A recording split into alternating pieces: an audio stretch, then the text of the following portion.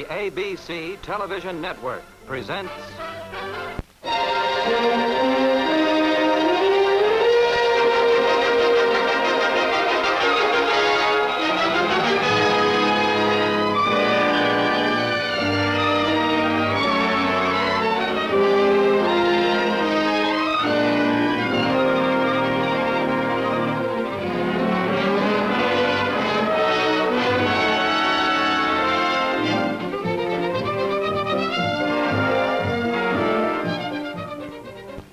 Cuba is well named the Pearl of the Antilles. Columbus said never before have human eyes seen such a beautiful country. Cuba is a place of variety and contrast. Near ancient Trinidad, new tourist facilities are underway. This is a native-styled restaurant. Nearby are modern hotels. More of the elaborate welcome Cuba extends to all visitors, but in particular to Americans, who are recalled as liberators. Old Spanish remains, like the Convent of San Francisco in Trinidad, recall the history of Cuba dating back to Columbus. Cortes used Trinidad as his base to conquer the Aztecs and capture Mexico. Centuries before our Declaration of Independence, the conquistadores were assembling in Trinidad's peaceful cobbled streets.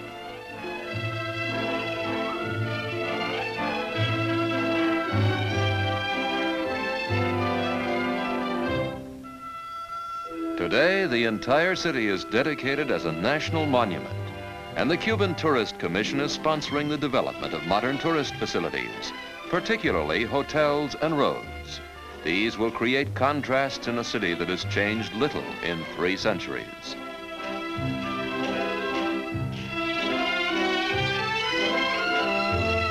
In the eyes of this young man of Trinidad, it is the visitor who is the curiosity.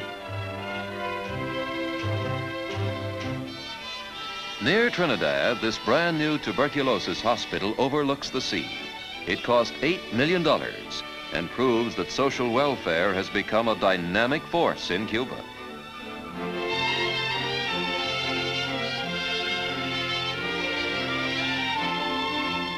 Cuban holidays move swiftly with modern transportation everywhere on the island. This cathedral at Cienfuegos serves the Cubans who cut sugarcane on the south coast.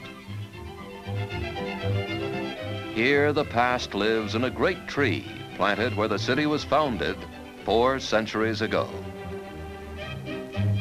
Cubans call Cienfuegos their Pearl of the South, and visitors are quick to share their enthusiasm. These are the cabanas of the club Pasacaballos.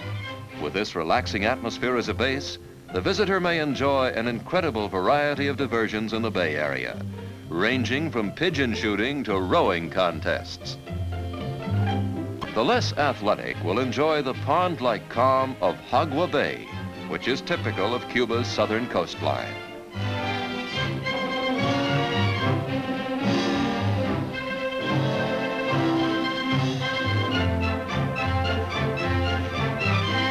Unsuspected so close to our own shores, here at Cienfuegos is charm and sophistication to rival any.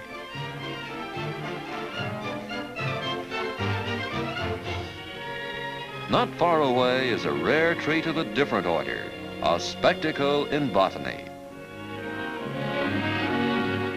This is where Harvard University maintains one of the world's most famous botanical centers, Atkins Garden, for the purpose of training its students in tropical work. Literally thousands of varieties flourish here, each expertly classified and identifiable.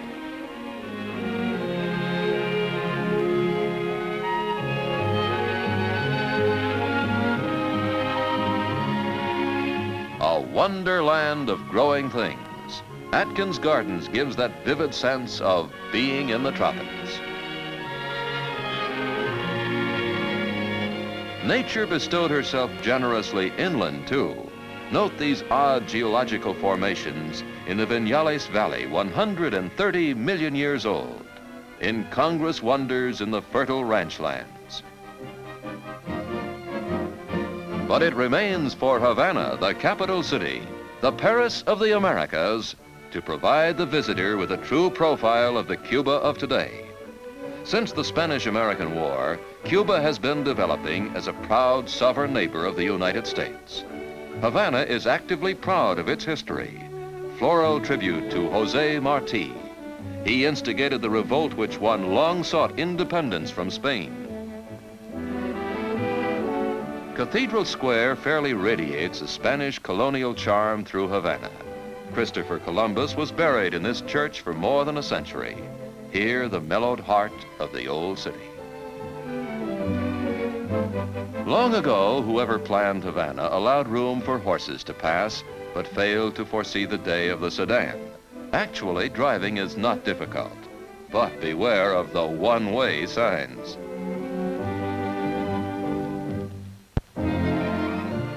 Morro Castle, fortress monument to the Spaniards' fear of Sir Francis Drake. This monument is to the battleship Maine, blown up in Havana Harbor. The incident brought America into the war for Cuban independence. The truly splendid scale of Cuban hospitality is indicated by its hotels. The Nacional Hotel, for example, is the scene of much of the Republic's social and business life.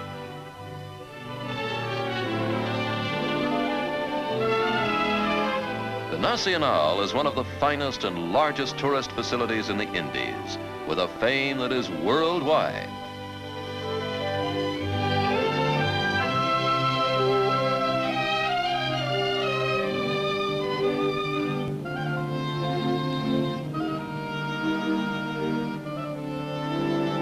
But not all is traditional in Havana. The Cuban architect, for example, has broken away from the past to make apartment living an entirely new way of life.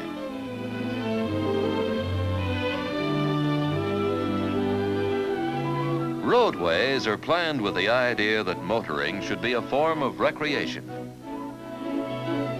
While air-conditioned residential living in suburban Havana often attracts Americans to live here. As essential as the family car, boats to carry owners and guests to Cuba's many ports. 2 hours from Havana, along a slender peninsula, is Veradero Beach, with endless white sands. The water temperature here is constantly in the 70s.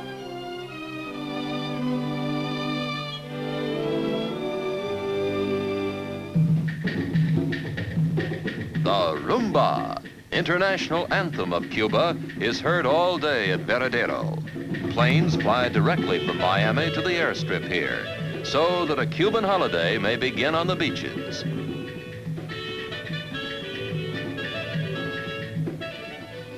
In Havana, carnival means excitement.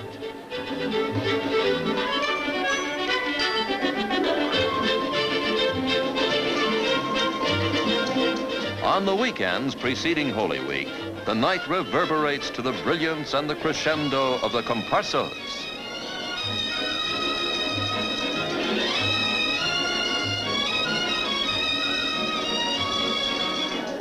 Once a year in the days of Spanish rule, the slaves were granted a day of freedom. This is how they celebrated then, and how they have continued to mark the holiday long after emancipation.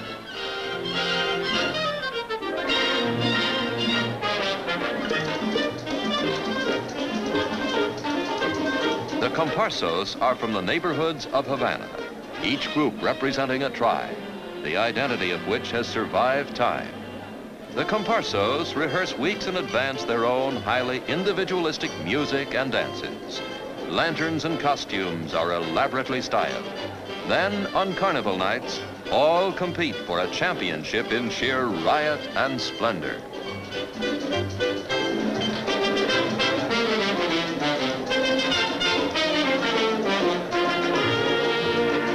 Cuba does not miss the opportunity to show off the most engaging of its charms.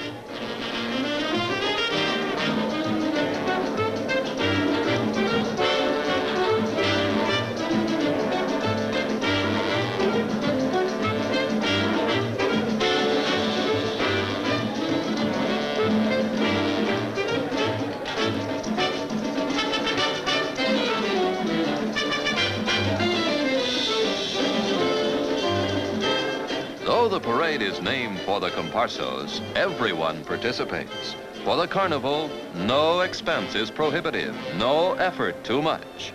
It is a season for staging spectacles on floats and pushing them down the boulevard.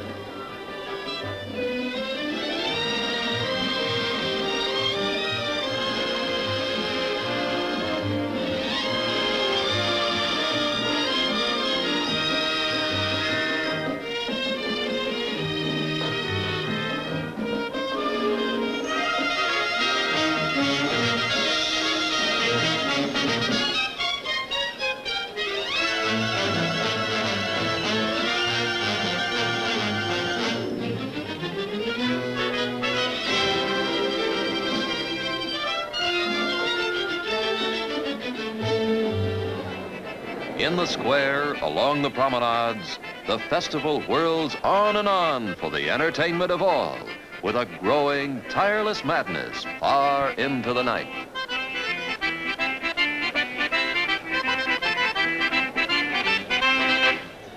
What is this subtle provocation of the carnival mood, this strange alchemy that is worked in the mind and manners of all?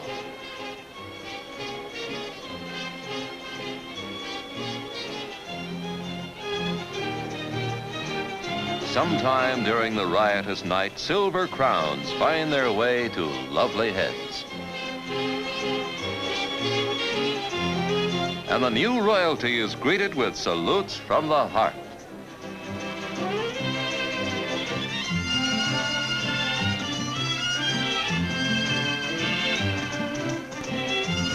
With morning, the misty light of the new day finally subdues the revelers. But for the visitor, the Cuban holiday goes on to whatever places or diversions or moods his whim dictates.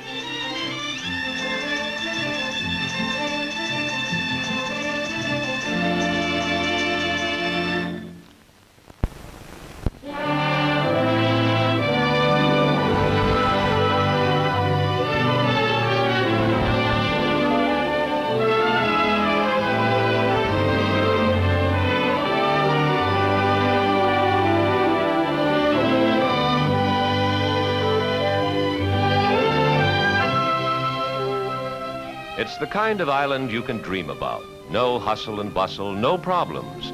Every day is a perfect day, and every night the island is bathed in starlight. The lives of its people are keyed to eternal things. The sea they love, the incoming and outgoing of its tides. It's Margarita Island, just off the northern coast of Venezuela. Up until a few years ago, you couldn't have reached Margarita except by a little boat. Since then, quite a few changes have been made.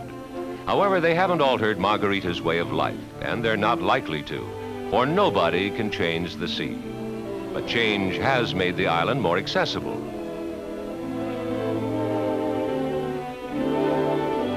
To get a better idea where Margarita is located, let's look at this map showing Venezuela's position on the northern tip of South America. Margarita is just 2 hours' flight from Caracas.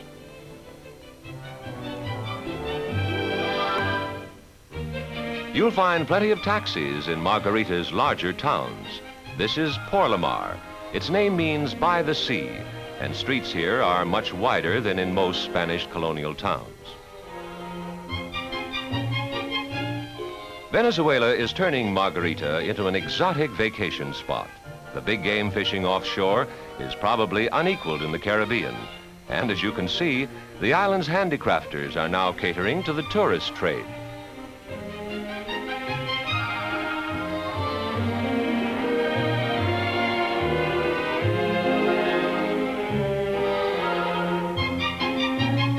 You just couldn't be seen in a hand-me-down hat, not in Margarita.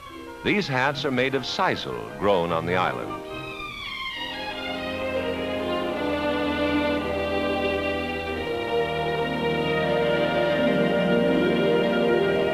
You can't say Margarita without thinking about pearls.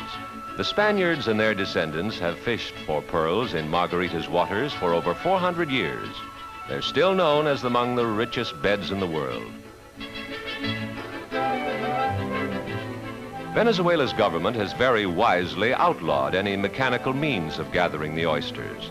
Anything less selective than human hands can destroy thousands of potential pearl-bearing oysters in a single scoop.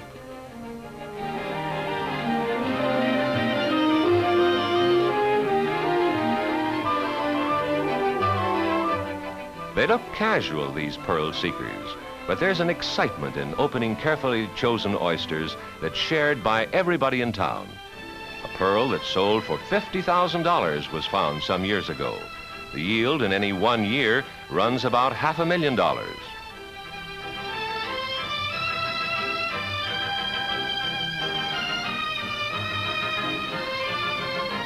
Yes, you can dive for pearls. It's one of the big attractions of Margarita. And if you've got a skin diving rig and a good pair of lungs, you could end up with a necklace.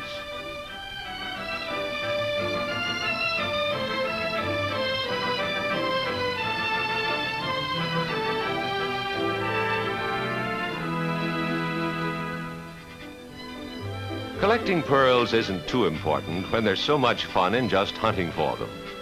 Well, they haven't found that oyster bed. This gentleman has his own way of finding pearls. He digs them up right out of the sand. That jug, which he found in the ruins of an old Spanish town, held 9 pounds of pearls, and some were already drilled for necklaces. He's Dr. Joseph Cruxent, a Venezuelan archaeologist.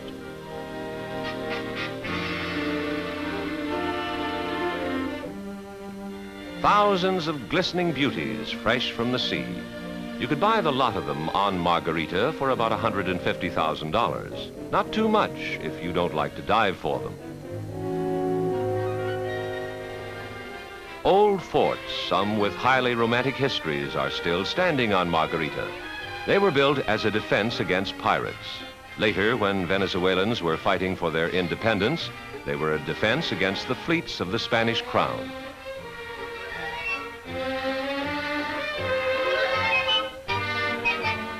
Margarita was several times ransacked by pirates. One of them, Pierre d'Autun, finally retired there and built a home which is still standing.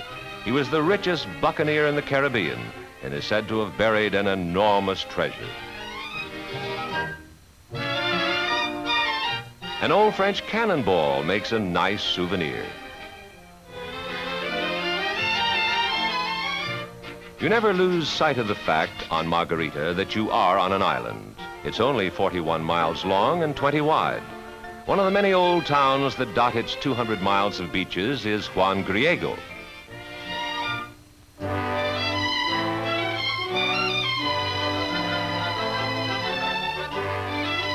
Anyone for water skiing?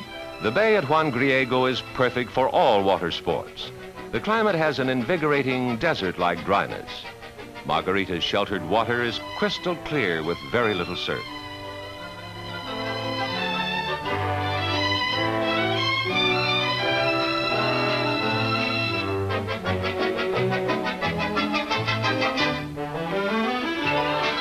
Other parts of the island have a wild beauty that seems alien to its quiet towns. The sea, captured by rock, angrily shows its teeth.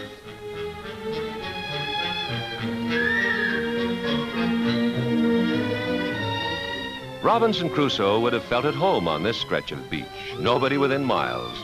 And what do people do when they're playing Robinson Crusoe? Well, they look for food.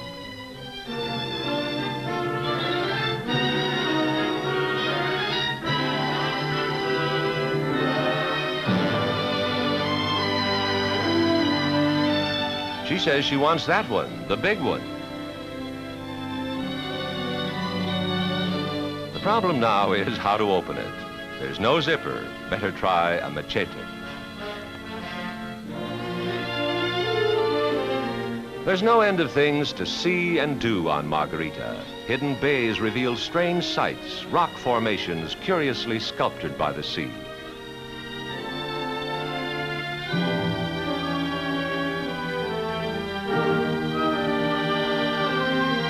Seabirds roost on that rock, and for a very good reason. The waters beneath it teem with fish.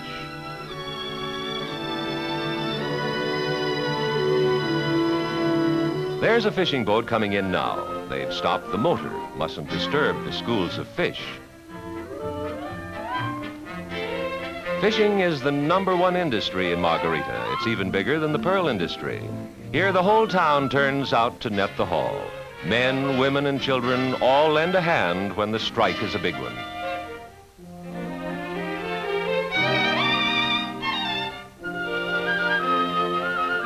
The waters off Margarita fairly boil with fish. Red snapper, Spanish mackerel, bluefish, pompano, lobster. Any morning at the colorful fish markets in Porlamar and Juan Griego, you can have your choice of at least 20 varieties of fish. For the sportsman, there are blue marlin, sailfish, tarpon, bonefish, and other sporty varieties. These are tuna.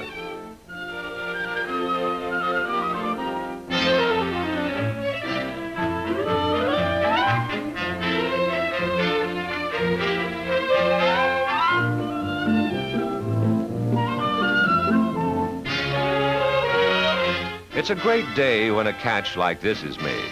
They'll bring a good price in Caracas and other Venezuelan cities. And in scores of fishermen's homes, the latch string will be out and there'll be feasting and music and dancing.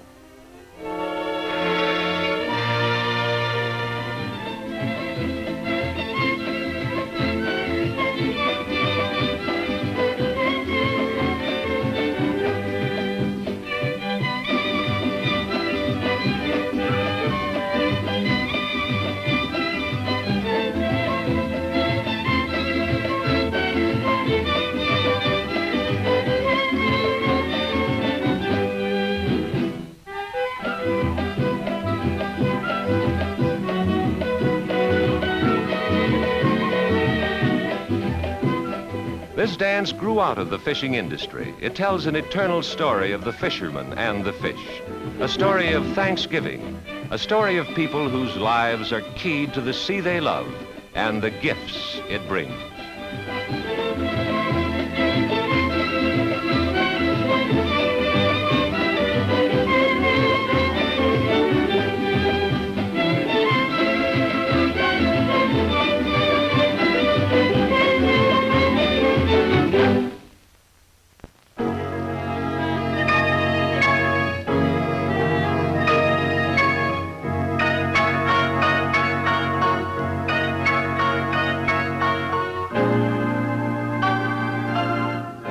When people think about Florida, they usually think of a pleasant drive to enjoy a day at the beach and a refreshing swim in the Gulf of Mexico.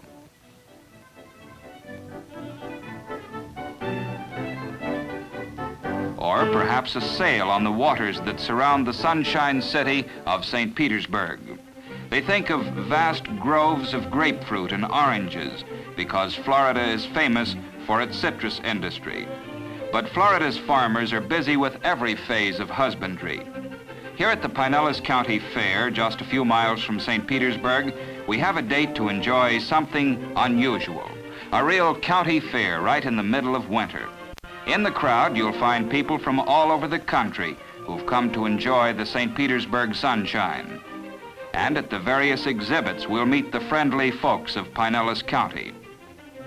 Good, solid Americans, farmers who devote their labor to the soil and take from it not only food, but the satisfaction of a job well done. They speak with pride of the fruits of their labor, which they display here in the produce exhibit. Skill and knowledge and hard work go into growing beauties like these. The warm winter sun means an abundance of flowers, too. And of course, the world-famous Florida oranges.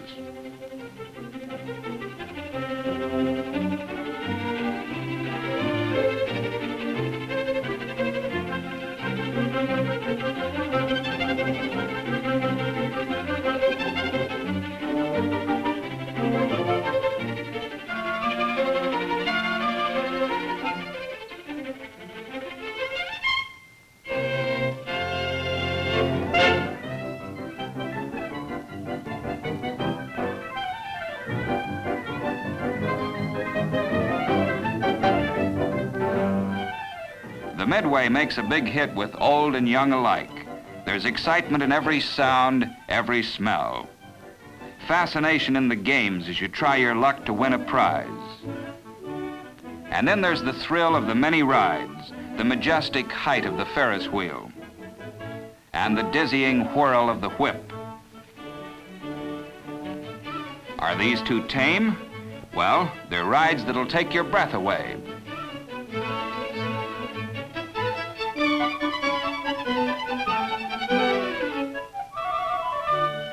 And show you Pinellas County Fair in still another perspective.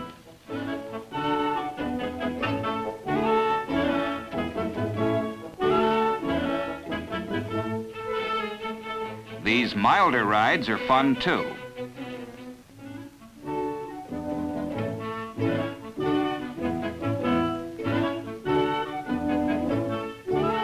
The Grand Championship performance of the horse show is a big attraction as the crowds line the rail to watch the grace and form of the thoroughbreds.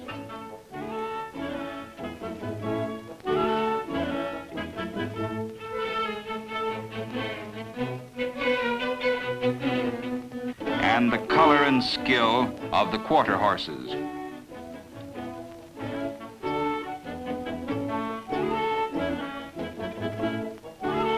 The livestock exhibit is serious business for the farmers and interesting for the crowd, too.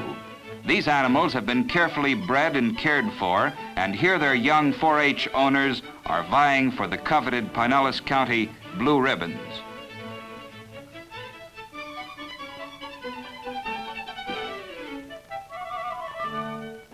The prize rabbits and poultry are another colorful attraction at the livestock exhibit. Everyone finds something of interest.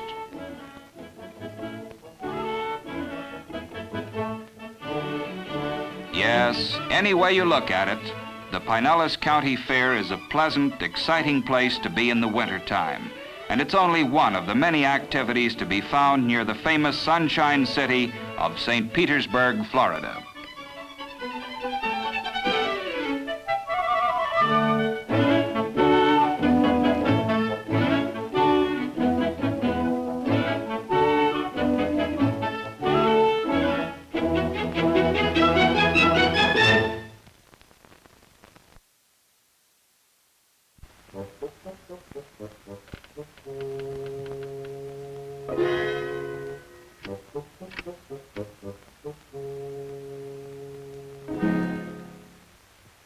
Oh, gee. The people in this joint is too smart for me. They put their money in savings bonds. Yes, robbers can't rob them, fire can't burn them, losing won't lose them. Safer than money. Just supply the serial numbers and your bonds will be replaced. United States Savings Bonds. Safer from you, too, because you're less apt to spend the money they represent.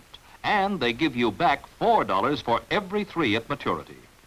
So start buying bonds regularly. Sign up for the payroll savings plan where you work, or use the bond-a-month plan at your bank. For all those things you want, a secure tomorrow for your family and yourself, buy United States Savings Bonds now.